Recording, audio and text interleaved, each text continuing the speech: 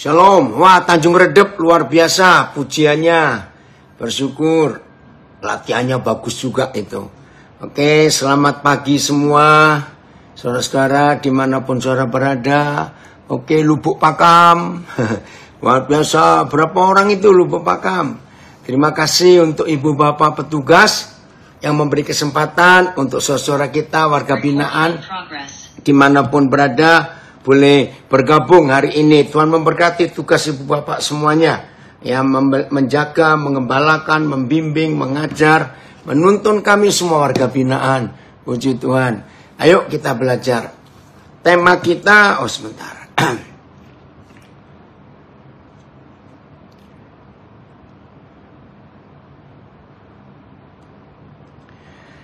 Puji Tuhan kalau Tuhan berikan kita kesempatan lagi untuk boleh bertemu dalam hadirat Tuhan, boleh belajar bersama-sama. Ya, tema kita hari ini, Gale coba kamu sebutin karena Papi sudah beri kalimat yang lain. Gale? Mana dia? Ya, Papi. Ya, sebutin temanya. Temanya mengontrol diri dan berfokus pada tujuan yang Tuhan kehendaki. Ya, saya beri tema hidup yang paling kacau adalah hidup yang tidak fokus kepada tujuan atau target yang Tuhan berikan. Puji Tuhan, saudara dari Pohuwato, semangat juga semuanya ya. Saya lihat di sini. Nah, saudara, kalau kita melihat sebuah fakta dalam hidup yang tidak pernah fokus, yang gak pernah sampai kepada sasaran, maka orang itu adalah orang yang paling kacau hidupnya. Ya, dengarkan. Sekalipun saudara-saudara, anak-anak saya, warga binaan, tidak ada orang yang suka ada di tempat yang sekarang saudara sedang berada. Tapi, gunakan waktu yang ada. Entah berapa lama lagi saudara menjalani tanggung jawab yang sudah kita lakukan. Berapa lama lagi yang masih lama, yang sudah berapa minggu atau berapa bulan lagi, gunakan waktu yang ada sambil menunggu saat saudara bebas itu menemukan tujuan hidup saudara. Buat rencana.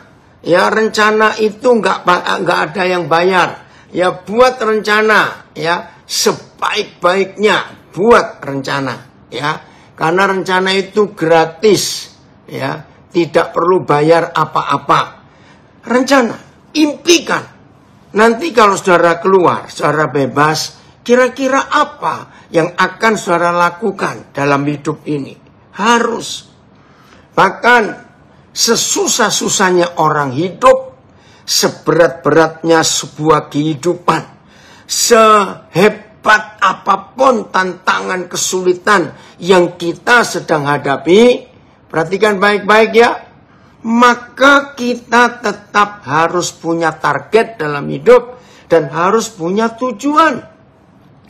Jadi jangan setelah 2 hari akan bebas, saudara baru mikirkan aku mau buat apa nanti kalau aku bebas. Terlambat sekali.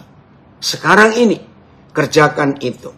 Semua kita yang sering ikut Senin, Rabu, Jumat, atau Mojokerto hadir ya, pasti kita pernah dengar seorang saudara kita warga binaan ya, Pak Nelson Sembiring. Dia seorang doktor ya, dia profesor hebat lulusan Jepang ya. Dia ada di LP Porong dan divonis 10 tahun. Waduh, ngeri sekali. Bahkan waktu istri meninggal dia pun gak bisa tahu. 2 anaknya lari karena pemalu papanya di penjara. Nah, itu kasus yang rame ya, yang rame waktu itu 10 tahun yang lalu, masuk berita nasional. Nah, akhirnya diketahui dia dikorbankan, tapi ya hukumnya begitu. Nah, tapi selama Pak Nelson ini di dalam penjara ya, kena 10 tahun, tidak bisa banding, tidak bisa dapat remisi, nggak bisa apa-apa ya. Tapi dia berguna hidupnya. Ilmu yang dia terima waktu kuliah di Jepang sampai doktor. Itu dia gunakan, dia praktekkan di dalam LP Porong. Nah, yang belum tahu supaya tahu ya kisah ini. Apa ilmu yang dia pelajari? Dia itu doktor kimia. Ahli kimia. Nah, selama di Jepang, dia belajar membuat tahu yang paling sehat. Yaitu tahu nigarin. Nah, tahu itu tidak diberi cuka. Karena 100% lah. Orang buat tahu di mana saja pakai cuka. Dan itu tidak sehat buat lambung atau kesehatan. Nah, ketika dia divonis 10 tahun, dia nggak putus asa. Dia berkarya. Pak Nelson jadi berkat. Waduh, luar biasa. Sampai hari ini. Ya, tanggal 19 Juni yang lalu, saya ada di LP Porong. Melihat langsung pabrik tahu nigarin. Itu luar biasa. Sekarang hampir semua rumah sakit di Surabaya menggunakan produksi tahu nigarin ini. Nah, bulan Juli, kira-kira 3 minggu lagi, Pak Nelson akan bebas. Oh, Sintang hadir juga. Nah, luar biasa. LP Porong adalah satu-satunya LP di seluruh dunia. Catat ya, bukan cuma di Indonesia, di seluruh dunia. Satu-satunya LP yang ada pabrik tahu, dan pabrik tahunya pabrik tahu tersehat. Wah, itu luar biasa. Nah, saya sempat tanya, bagaimana kalau Pak Nelson bebas 3 minggu lagi? Oh, sudah ada yang meneruskan.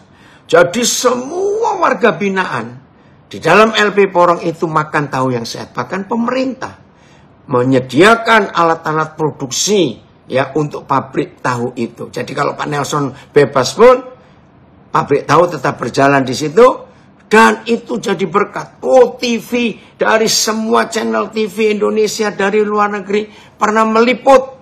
Wah, itu luar biasa. Nah, itu salah satu contoh. Walaupun narapidana, maaf kalau saya pakai kalimat ini, tapi dia tidak putus asa dan tidak membiarkan dirinya terpuruk.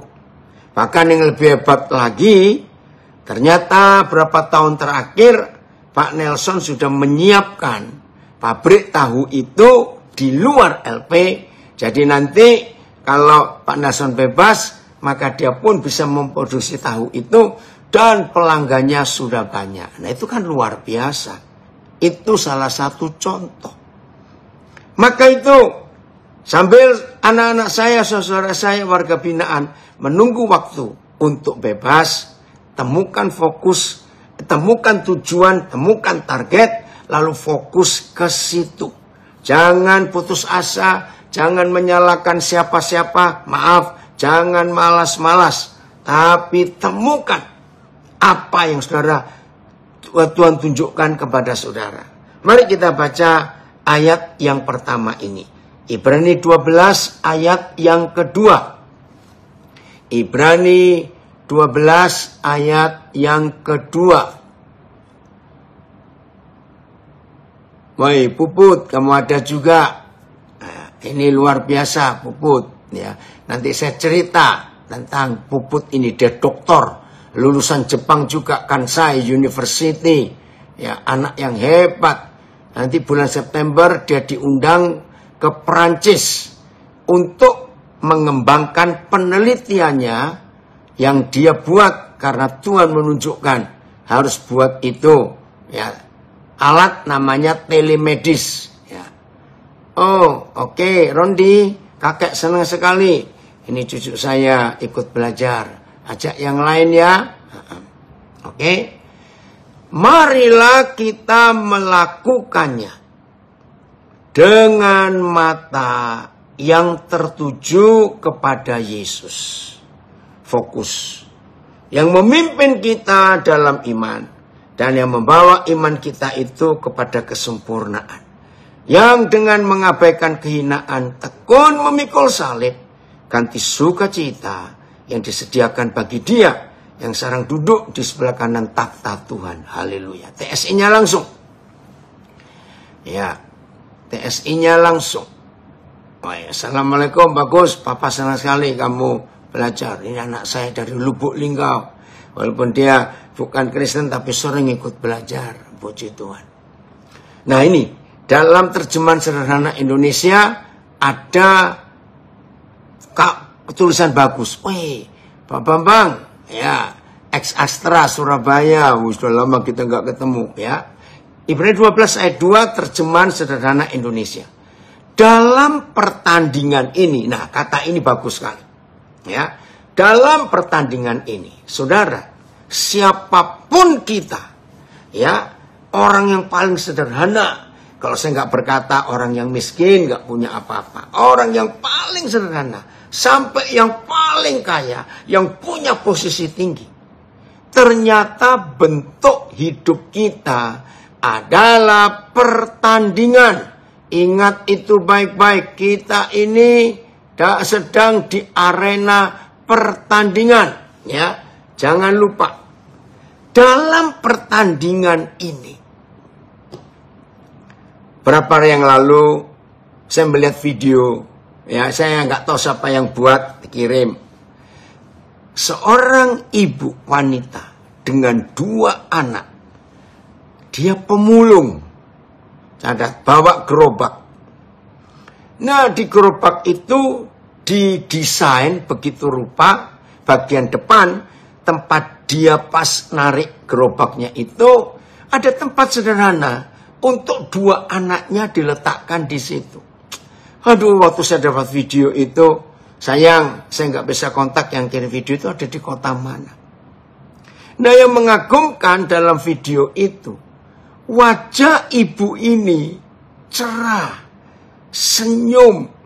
Itu saya nggak bisa bayangkan. Bagaimana dia hidup pemulung dengan bawa 2 anak. Maka itu saya nggak tahu itu di mana dan apakah bapak suaminya masih ada. Tapi yang saya mau ceritakan kepada saudara, ibu itu nggak patah semangat. Lalu ditanya oleh yang mewawancara itu, jadi dengan memulung ini sehari dapat berapa? Saya kaget, saudara. Ya paling 40.000 kalau saya dapat barang-barang yang cukup bagus. Sehari 40.000 dengan 2 anak. Tapi wajahnya ceria sekali. Nah, itu yang mengagumkan. Nah, saudara, jadi semua kita ini sedang dalam pertandingan. Lalu yang buat video itu bertanya, Erikson, senang sekali bisa belajar, ketemu kamu. Lalu yang buat video itu tanya, ini pertanyaan yang sungguh-sungguh luar biasa. Jadi, cita-cita ibu apa? Saudara tetap dengan wajah yang ceria. Saya berjuang supaya 2 anak saya ini bisa kuliah nanti. Wih. Aduh. Kuliah kan gak murah. Pemulung yang sehari-hari kurang lebih dapat 40.000. Tapi semangat hidupnya itu yang saya kagum. Saudara perhatikan. Hidup ini dalam pertandingan. Oke? Dalam pertandingan ini, hendaklah mata kita terus memandang ke depan. Oke, sebelum saya baca sampai selesai, ayo semua kita sekarang membayangkan kita ada di sebuah gor, gelanggang olahraga, dan kita melihat atletik, ya, entah itu lari, ya, entah itu estafet, lari 300 meter, entah itu maraton, entah itu pertandingan apa, pokoknya atletik lah. Nah, dengarkan. Walaupun seorang atlet yang sedang bertanding itu tahu pacarnya ada di situ untuk nonton. Maaf kalau saya pakai ilustrasi ini, ya, pacarnya ada. Ayo kita mikir. Apa yang terjadi dengan saudara kita ini, atlet ini, ketika dia ada di jalur pertandingannya? Terus matanya lihat ke tribun. Pacarku duduk mana ya? Pacarku duduk mana ya? Maaf. Ayo, sehebat-hebatnya atlet ini, kalau dalam satu pertandingan ternyata dia tidak fokus ke depan, ke jalur, ke tracknya. Udahlah, semua kita ngerti. Walaupun pacarnya, ya tapi jangan segitulah. Betul ya? Masa gara-gara pacarnya aja dia kalah, terus lari ke jalur orang lain. Kan nggak mungkin. Nah, temukan apa fokus saudara, apa target saudara, dan tujuan saudara. Fokus ke situ. Kembali Filipus, ayat yang berikut. Nah, di ayat ini Seragen hadir, puji Tuhan. Ya. Di ayat ini kita melihat fokusnya kemana. Ya, fokusnya kemana. Saya ulangi lagi. Dalam pertandingan ini, hendaklah mata kita terus memandang ke depan, yaitu kepada Yesus. Dialah perintis dan pahlawan iman yang terutama bagi kita, dan yang sudah menyelesaikan pertandingannya. Oh, puji Tuhan. Tuhan Yesus sudah menyelesaikan pertandingannya dengan sempurna. Yesus tabah menahan penderitaan yang sangat memalukan di kayu salib, karena dia terus memandang ke depan kepada sukacita yang sudah disediakan baginya di kemudian hari. Sekarang dia duduk menantikan kita di tempat yang paling terhormat, di samping takhta Tuhan. Ayat satunya, Ibrani 12. Ya, ayat 1. Apa yang kita harus perhatikan? Ya, shalom semua yang ikut. Ya, apa yang harus kita perhatikan? Ini sungguh-sungguh luar biasa.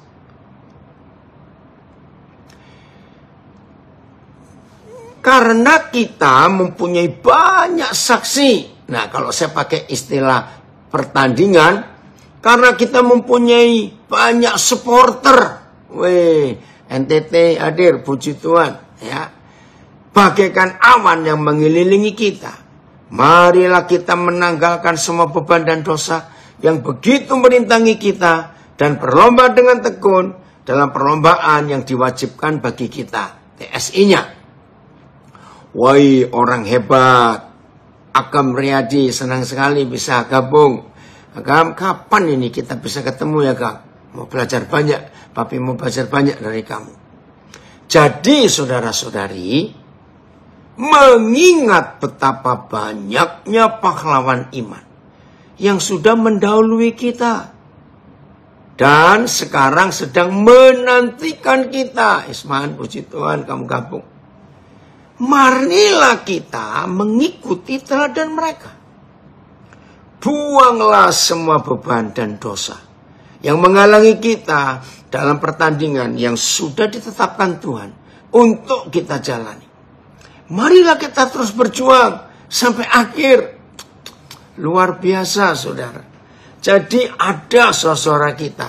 Kalau kita hitung sejak zaman Adam, lalu ada Nuh, dan seterusnya.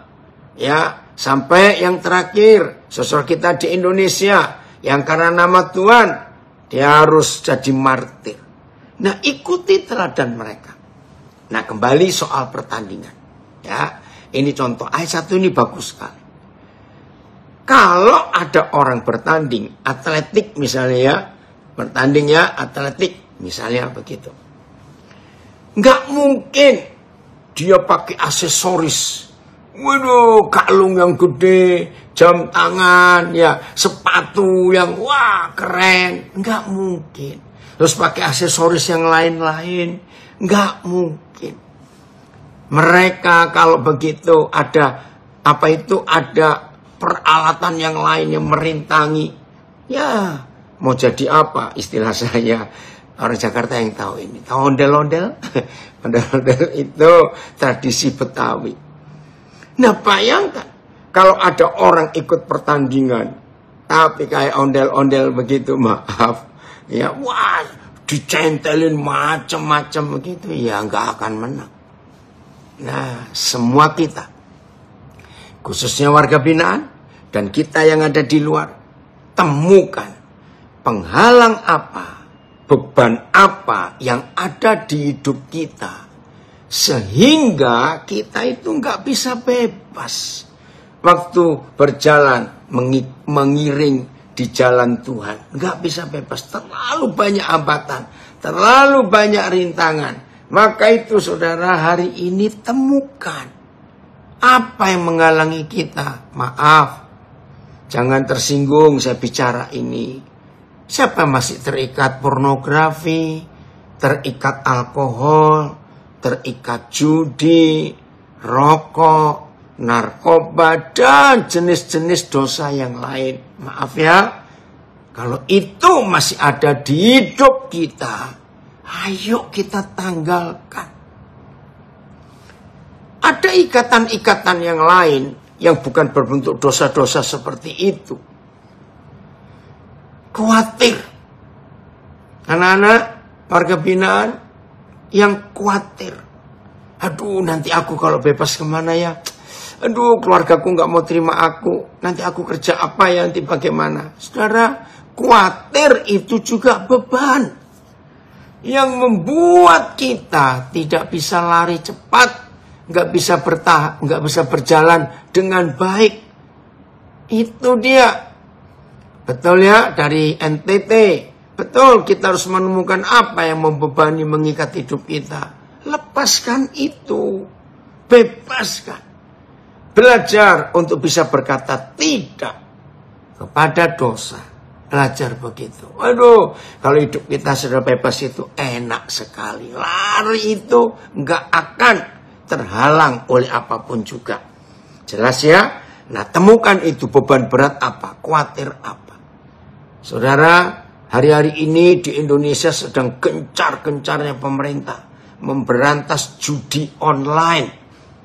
Aduh, ya, judi online, pinjaman online. Tolong jangan terikat. Itu beban yang bodoh sekali. Saya ulangi lagi, semiskin-miskinnya kita lebih baik miskin. Saya ulangi, semiskin-miskinnya kita lebih baik miskin daripada kita jadi orang goblok untuk dapat duit pakai judi online, untuk bisa beli ini, bisa beli itu, pinjaman online. Maaf, saya berkata itu orang paling goblok sedunia. Lebih baik miskin. Fendri, senang sekali Kaden, kamu hadir. Makasih ya untuk barang-barang yang dikirimkan Nabiri. Tuhan berkati. Jadi jangan terikat. Jadi nggak cuma dosa pornografi, percabulan, perjinan, alkohol, narkoba, judi, rokok dan sejenisnya. Khawatir itu juga beban. Judi online, betul, harus dijauhi. Pinjaman online jangan goblok, lebih baik miskin, saudara. Percayalah, kita nggak makan 3 hari itu nggak mati. Percayalah. Justru kalau kita sering puasa, hidup itu lebih sehat, saudara. Serius, kalau kita puasa hidup itu jauh lebih sehat. Wah, luar biasa. Biasakan itu, ya. Usahakan. Contoh, malam. Kalau sudah jam 8 malam, rasa lapar. Please ya, dengar. Jangan makan apa-apa. Kalau ada buah, silakan. Ya, jangan diisi yang roti, makan daging, jangan. Usah 8 malam sudah. Percayalah, tidur dengan lapar itu lebih nyenyak. Oi, pasti ada yang kaget ini ya. Ayo yang rakus-rakus itu bertobat, maaf. Tidur dengan rasa lapar itu jauh lebih nyenyak tidurnya. Kenapa? Karena usus kita istirahat. Maka itu sebelum tidur tidak boleh makan. Minimal 4 jam sebelum tidur jangan makan. Supaya usus kita istirahat. Nah, kalau usus kita istirahat, berarti tidak ada tenaga atau energi yang diperlukan oleh tubuh kita, pencernaan kita untuk mencerna makanan. Jadi catat konsep ini. Tidur dengan perut lapar itu lebih nyenyak tidurnya. Karena tidak bekerja. Saudara, daging, jenis apa saja, daging. Itu perlu waktu paling tidak 5-6 jam untuk bisa diproses di perut kita, di usus kita. Nah bayangkan, kalau saudara tidur jam 10, lalu terenggalek hadir puji Tuhan, lalu jam 9 saudara makan daging. Ngomong aja 5 jam. Berarti biasanya lebih lama, ya berarti jam 3 subuh daging itu baru bisa habis diproses. Bayangkan, oi Esther, puji Tuhan, senang sekali kamu gabung, ya. Dan ini yang buat celaka, saudara. Hidup jadi nggak sehat. Maka itu saya kembali, Sidikala hadir, puji Tuhan. Maka itu saya ulangi, sering puasa itu sehat, serius, ya. Kurangi makan, nggak harus 3 kali, tidak harus 3 kali sehari makan, tidak. Saya hampir jarang 3 kali sehari makan, itu jarang, rata-rata 2 kali saja. Sungguh, di samping sehat, saya ngomong ini hemat, betul nggak? Nggak usah. Jadi berkata cukup. Oke, jadi lebih baik miskin daripada terikat judi online dan pinjaman online. Catat itu, Steve, Papa senang kamu gabung. Jelas ya? Nah, temukan apa yang mengikat kita. Apa yang membelenggu hidup kita. Temukan itu. Supaya kita tidak jatuh di dalam dosa. Dan fokus kita tidak jelas mau kemana.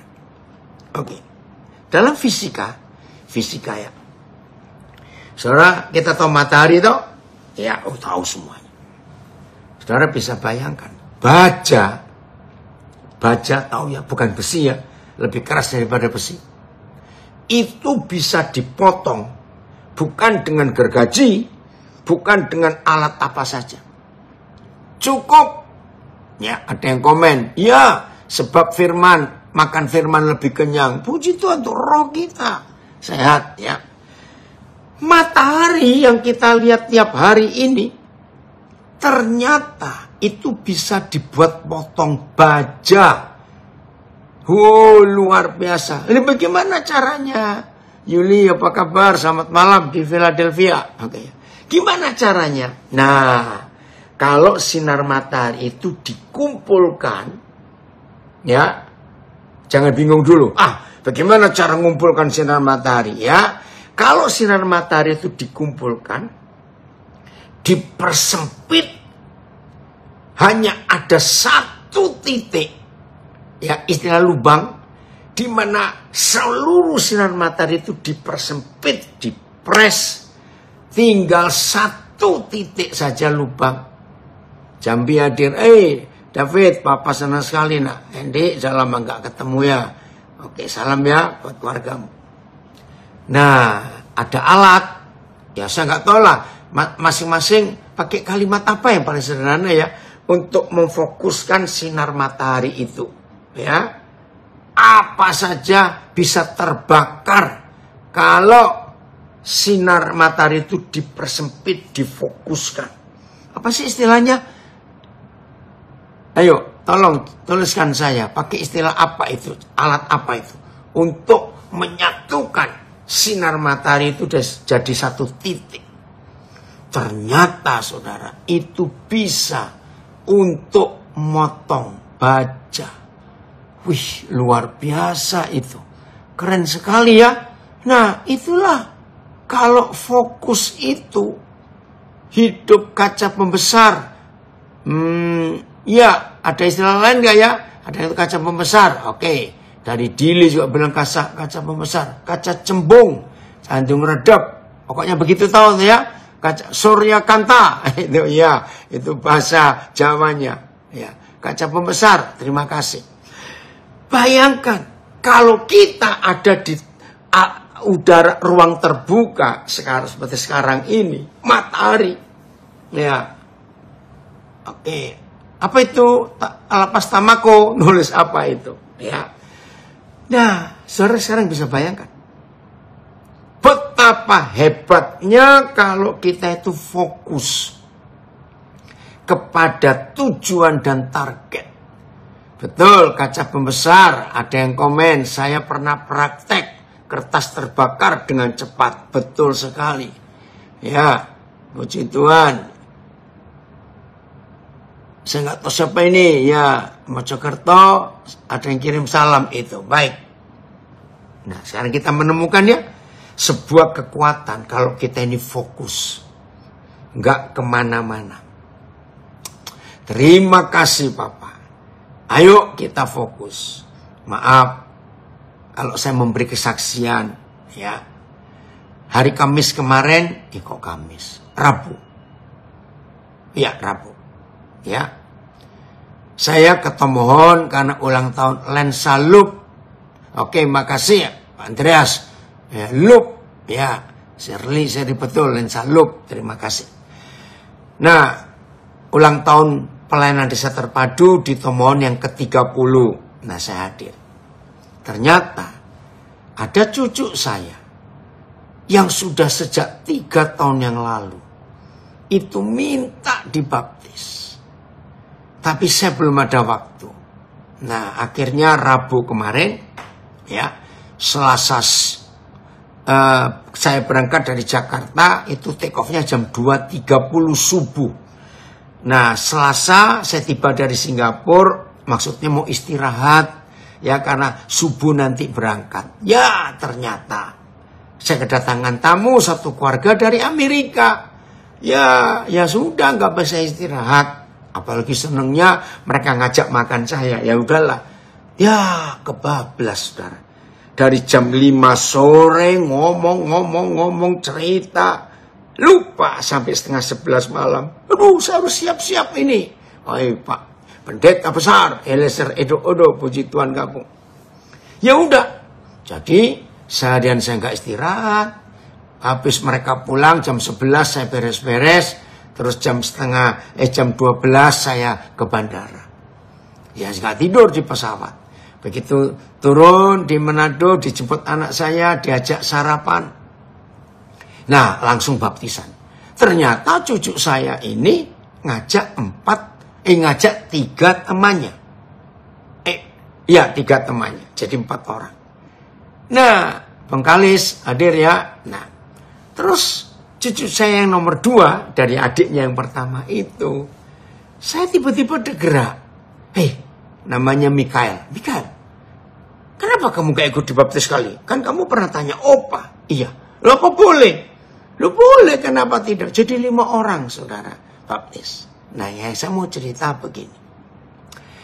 Ketika saya ada di acara Pesat Tomohon itu, ada berapa orang yang sudah senior. Ya, mereka-mereka yang awal-awal kami perintisan, saya ikut mencari tempat lokasinya di Tomohon itu. Nah, ada beberapa yang sudah meninggal. Nah, ini beberapa orang-orang tua itu, mereka kaget lihat saya. Padahal ya, ada yang sudah 30 tahun gak ketemu, ya sejak perintisan itu kami gak pernah ketemu lagi. Ada yang ketemu terakhir 20 tahun yang lalu. Pokoknya seneng lah kalau ketemu orang-orang tua begitu. Saudara, mereka setelah dengar khotbah saya yang pertama, saya ngisi 2 sesi. Komen mereka itu sama. 30 tahun yang lalu saya mendengar khotbahnya Pak Daniel. Ternyata semangatnya masih sama dan panggilannya tidak bergeser. Terus dia cerita beberapa teman-teman kami di waktu itu, ya maaf ini ya, bukan salah, bukan. Cuma ini bicara fokus. Dia sebutin satu-satu, saya kenal semua. Yang tadinya sama-sama pelayanan perintisan penginjilan kemana-mana. Dia cerita, wah sudah jadi gembala di situ, gembala di sono, gembala pokoknya. Tapi kok Pak Daniel tetap bisa fokus pada panggilan itu. Saudara, anugerah Tuhan. Ya. Oh, thank you Agus Sumenep. It is what it is. Betul. Sudah, ya itu saja, jangan kemana-mana. Saudara, nanti bulan Agustus, ya, ini Juli, Agustus, saya akan mensyukuri 52 tahun. Oh, izin lift, baik kanan. Ya, hal-hal seperti ini yang perlu diperhatikan ya. Harusnya para petugas memberi kesempatan untuk semua warga binaan ikut belajar. Jadi Agustus, tanggal 26 Agustus 2024 ini, saya akan mensyukuri 52 tahun saya berjalan dengan Tuhan dalam pelayanan dan panggilan ini. Nah, jadi teman-teman saya itu yang senior-senior itu 70 lebih, ada yang 80, sempat ketemu cerita-cerita. Kenapa bisa fokus? Saudara, memang itu yang Tuhan tetapkan dalam hidup saya. Saya punya banyak kesempatan untuk bisa jadi gembala dan buka gereja, gedung, organisasi, sangat bisa. Tapi saya tahu panggilan saya ada di mana. Jadi, kalau berapa minggu lagi saya akan mensyukuri bersama istri saya, 52 tahun saya pelayanan. Ternyata Tuhan setia. Dan Roh Kudus memampukan saya untuk tetap fokus pada panggilan ini. Dan saya tidak pernah bergeser ke hal-hal lain. Nah, itu yang kita harus perhatikan dalam hidup ini. Fokusnya kemana? Nah, kembali ke cucu saya ya. Nah, ini cucu saya yang dibaptis hari Rabu kemarin. November 91. Saya diundang ke sebuah yayasan, namanya Yayasan Pelayanan Kristen Hosana di Manado. Waktu itu mereka buat KKR 3 hari, saya pembicaranya di Gedung Juang. Orang Manado pasti tahu Gedung Juang. Gedungnya masih ada sampai hari ini di Pasar 45 di tengah-tengah kota Manado. Hari pertama KKR waktu itu masih pakai overhead projector, belum ada PowerPoint seperti sekarang. Ya, puji Tuhan. Wih, kamu masih ada ini ya, Irlandika, Adia Permana, terima kasih nak. Bakal Jonathan, puji Tuhan. Maria, lawarakan, tetap sehat ya. Nah, hari pertama, ini anak yang pegang overhead projector. Saya nggak kenal. Ternyata dia masih 2 SMP, ya, masih remaja. Terus Roh Kudus berkata kepada saya, bahwa anak ini nggak punya ayah. Ya otomatis selesai saya khotbah, saya tanya kepada gembalanya. Lah gembalanya jawab, oh ada. Bahkan dia tuh tinggal di Pastori dengan kami semua. Oh ya udah, berarti saya salah. Oke. Hari kedua, ternyata anak itu masih pegang overhead projector. Roh Kudus kembali katakan, dia itu nggak ada papanya. Ya udah, saya tanya ketua pemudanya, jawabannya sama, ada orang tuanya, bahkan nggak jauh dari pastori kami tempat anak itu tinggal. Salah lagi saya. Hari ketiga, hari terakhir KKR itu, anak itu masih pegang overhead projector. Itu jalan Tuhan. Kalau dia nggak pegang, saya pasti nggak akan ketemu. Kembali Roh Kudus berkata, anak itu nggak ada papanya. Wah, kalau sudah begini, yang salah pasti 2 orang itu, si gembala dan ketua pemuda. Roh Kudus nggak mungkin salah. Saudara, saya lanjut. Akhirnya selesai, saya temui dia. Namanya Hezki Lintang. Nah itu anak yang pertama jadi dokter itu. Terus saya kenalkan begini begitu. Saudara, dia kaget. Ternyata betul. Dia nggak punya papa. Terus mamamu di mana? Masih kerja om. Hah? Ini sudah hampir jam 10. Masih kerja. Iya om. Terus dia nangis. Oke, saya nggak mau melanjutkan. Lalu Saya ajak dia ke pastori. Saya bilang kepada gembalanya, ketua pemudanya, kalian ini bagaimana? Anak ini sudah lebih setengah tahun tinggal dengan kalian. Kok bisa kalian tidak tahu tentang keadaan anak ini? Saudara, hari itu juga, malam itu juga, November 91, sayang saya lupa. Oke Steve, luar biasa ya, ketemu dengan kita semua. Ini anak saya memberi kesaksian juga. Saya bilang, mulai hari ini Om jadi papamu. Papa kan biaya kamu sekolah sampai lulus SMP, SMA. Saudara, zaman itu belum ada handphone tahun 91. Nah, karena begitu kuat Roh Kudus mendorong saya untuk membimbing anak ini. Saya janji, setiap Kamis sore, jam 16 waktu Manado. Setiap, itu Roh Kudus suruh saya. Jam 16 waktu Manado. Tunggu di telepon, Papa akan telepon kamu. Jadi itu cara-cara saya memuridkan dia. Setiap Kamis. Jadi saya di negara manapun, pokoknya saya harus ikut jam 4 sore hari Kamis waktu Manado, saya harus telepon. Wah, anak ini terbimbing luar biasa, saudara. Nah, akhirnya lulus SMP. Nah, saya tanya, kamu mau masuk SMA mana? Saudara, saya nggak tahu kalau sekarang. Waktu itu satu-satunya SMA Kristen SMA swasta yang terbaik itu Ebenezer. Dan itu masih ada sampai hari ini. Terus saya bilang, oh Payakumbuh harus keluar. Ya, Tuhan memberkati, mau bagaimana lagi. Saudara, tapi dia bilang, Pak, tapi itu mahal biayanya. Nggak apa-apa. Tuhan pasti siapkan. Akhirnya dia masuk, diterima di SMA terbaik, SMA swasta terbaik. Nah, terus saya cari guru. Nah, saya ketemu seorang guru yang ternyata anggota dari Yayasan Pelayanan Kristen Hosana ini. Namanya Pak Denny Rembet. Terus saya bilang, tolong bimbing. Puji Tuhan, ternyata Pak Guru ini punya visi yang sama seperti saya. Akhirnya anak saya ini diajak tinggal serumah dengan Pak Gurunya. Wah, puji Tuhan, jadi intens untuk bimbing. Nah, saudara, waktunya masuk SMA kelas 3, saya mulai tanya Tuhan, anak ini akan dibawa kemana? Ya, Roh Kudus jelas berkata, kedokteran. Wih, puji Tuhan. Gitu. Tapi saya belum ngomong pada anak ini. Nah, terus saya tanya, kamu ingin apa? Dia cuma punya 2 pilihan. Kalau nggak ekonomi, komputer. Zaman itu masih sangat hebat kalau bisa masuk ekonomi dan komputer. Saya tanya, kenapa kamu ingin ambil itu?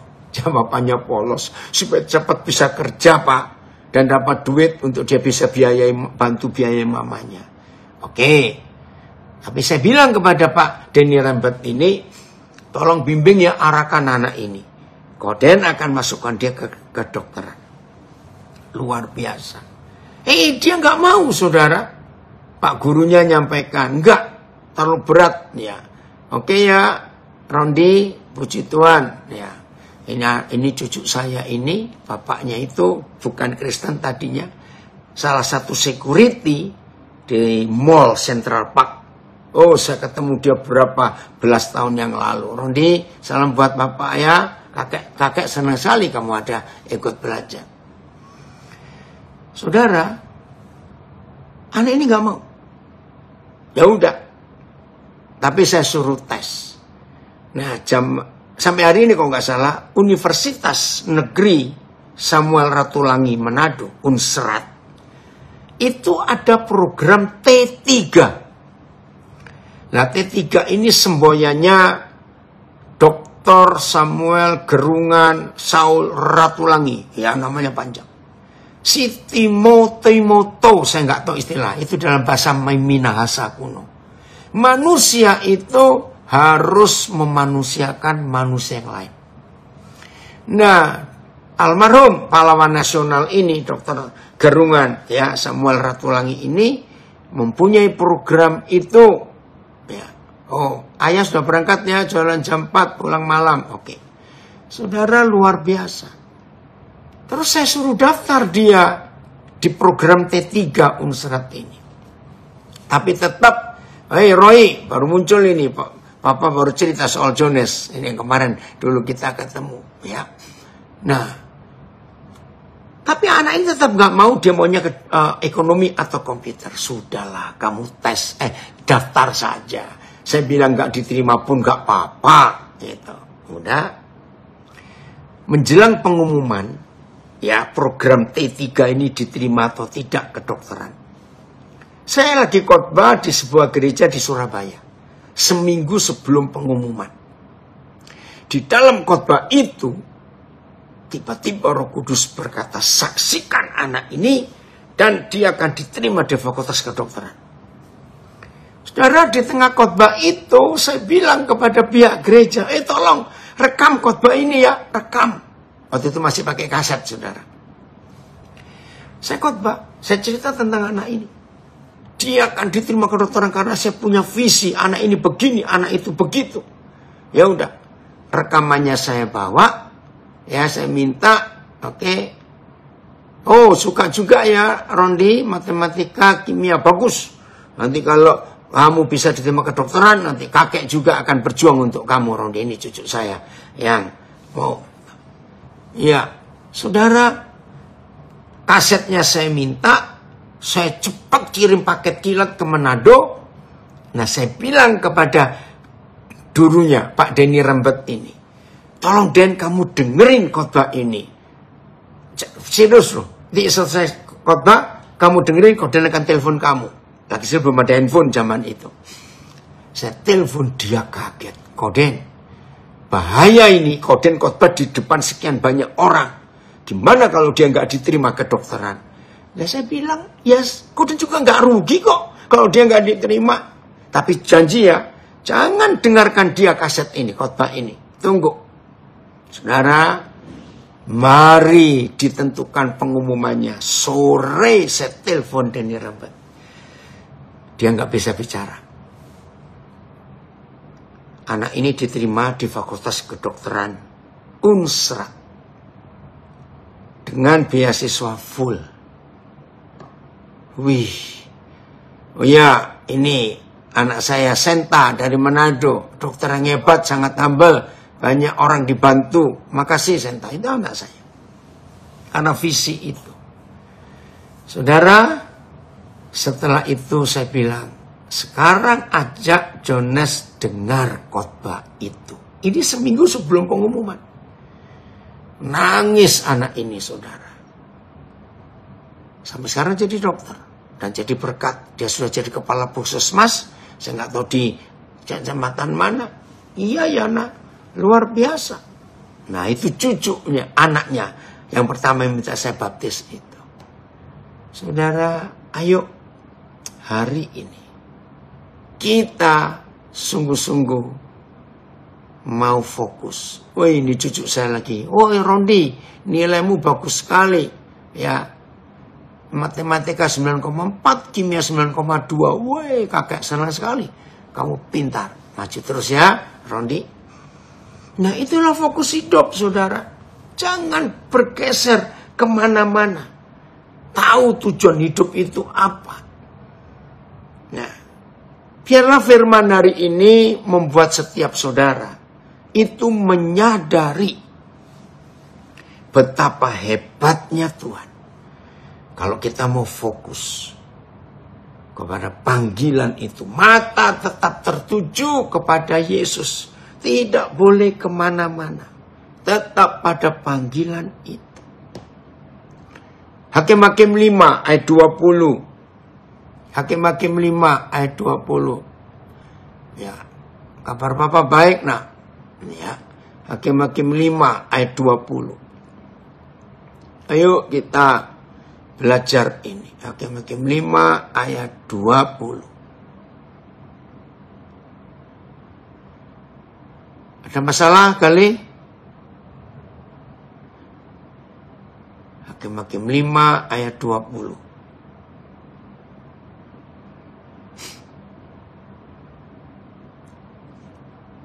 kita tunggu dulu.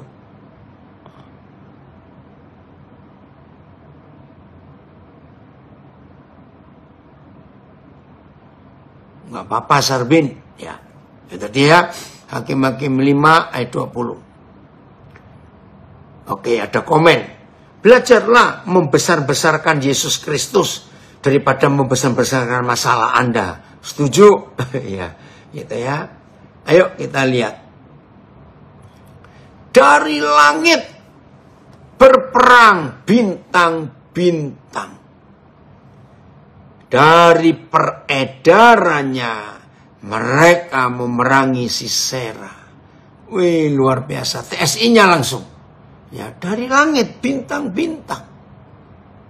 Ya. Oh, enggak ada TSI-nya ya, BIS.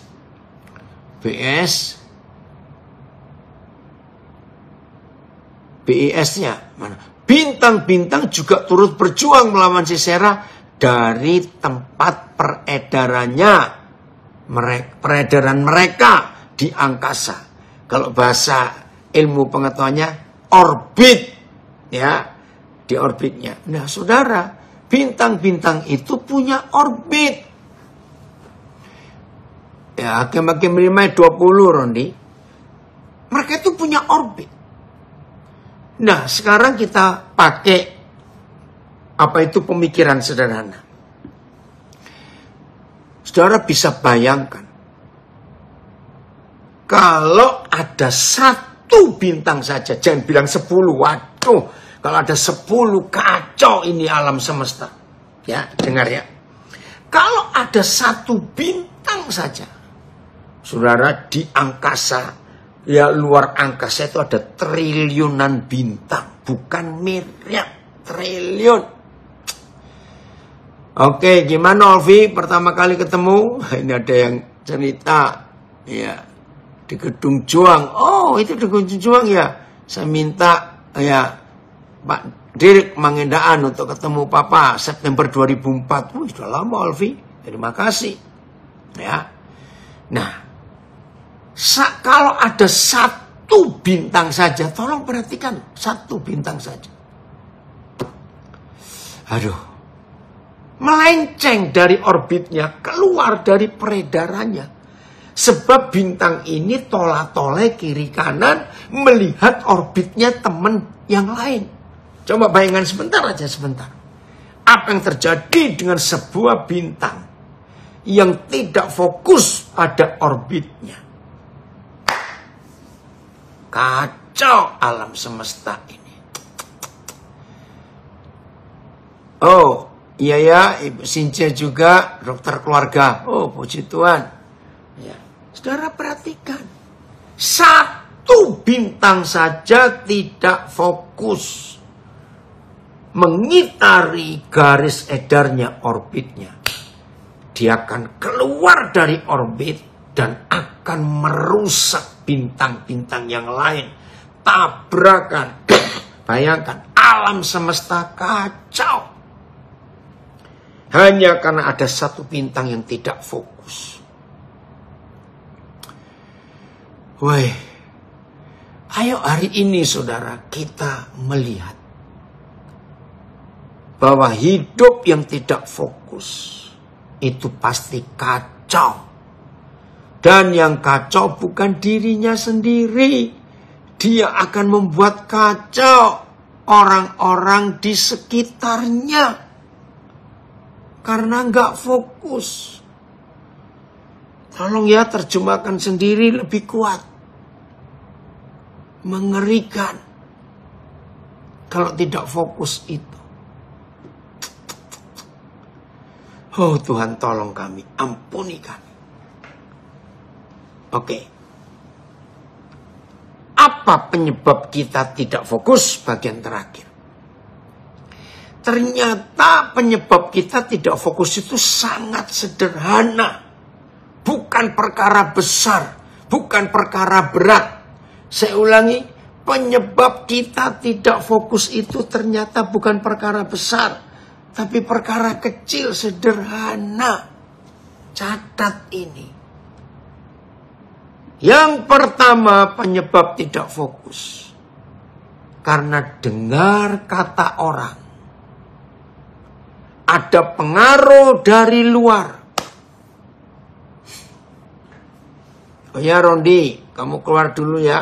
Ada pengaruh dari luar. Berapa banyak ada di antara kita sudah enak-enak kerja di suatu tempat, sudah mapan, semua tersedia. Tiba-tiba ada teman ngajak untuk pindah dengan iming-iming gaji lebih besar, fasilitas lebih baik.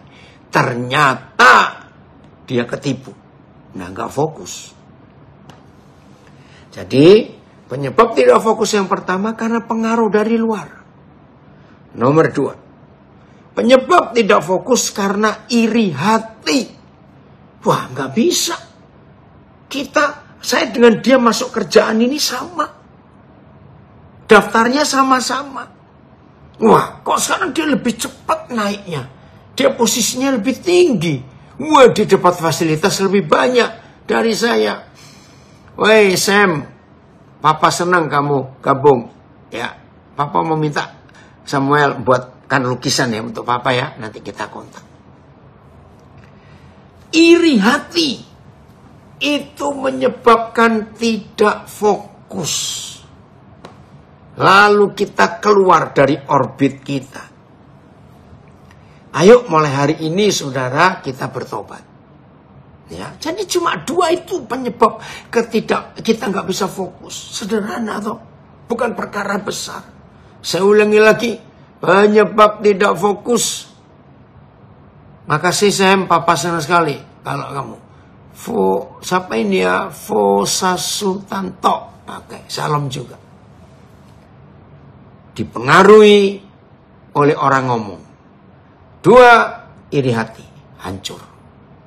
Ayo hari ini kita ambil waktu untuk kita bertobat. Temukan panggilan Tuhan dalam hidup kita. Temukan apa yang Tuhan mau kerjakan lewat hidup kita ini. Percayalah saudara yang sudah pernah gagal, maaf. Hari ini ambil pertobatan. Nanti Papa di surga akan mengembalikan kita ke orbit kita. Kalau kita bertobat, maka Papa akan mengembalikan kita ke orbit kita. Dan kalau kita sudah di orbit kita, sudah jalani aja. Ikuti saja apa yang Tuhan mau. Terpujilah Tuhan untuk hal itu. Nah, kalau kita tetap fokus, hidup ini luar biasa. Dampaknya akan besar sekali. Dan kita boleh jadi berkat buat banyak orang. Shalom semuanya. Tuhan memberkati dan berbahagialah kita. Kalau kita tetap fokus walaupun berat. Contoh Yusuf yang terakhir ya. Lihat itu. Dia fokusnya kepada visi yang Tuhan berikan. Karena dia mimpi 2 kali. Nah, tapi untuk mencapai tujuan itu nggak enak. Lewat sumur, jadi budak, masuk penjara. Aduh, itu dia. Waduh, kemarin saya ke Jones kemarin ya, hari Rabu. Saya nggak bisa ketemu. Jelas ya, Yusuf fokus. Dia nggak terpengaruh dengan penderitaannya. Dia tetap setia pada panggilan Tuhan. Maka itu dia jadi orang hebat. Karena dia fokus, nggak kemana-mana, nggak benci, nggak nyalakan kakak-kakaknya, nggak sakit hati kepada istri Potifar. Sebab dia tahu panggilannya itu luar biasa. Untuk menggenapi visi yang Tuhan berikan. Oke, Tuhan memberkati kita semuanya. Selamat menikmati fokus hidup. Ya, jangan lari kiri kanan, tetap setia pada panggilan. Pasti kita nggak jadi orang yang paling celaka di dunia, tapi orang paling beruntung. Dan kita bisa memberkati dan punya dampak ke banyak orang lagi. Tuhan Yesus memberkati kita semuanya.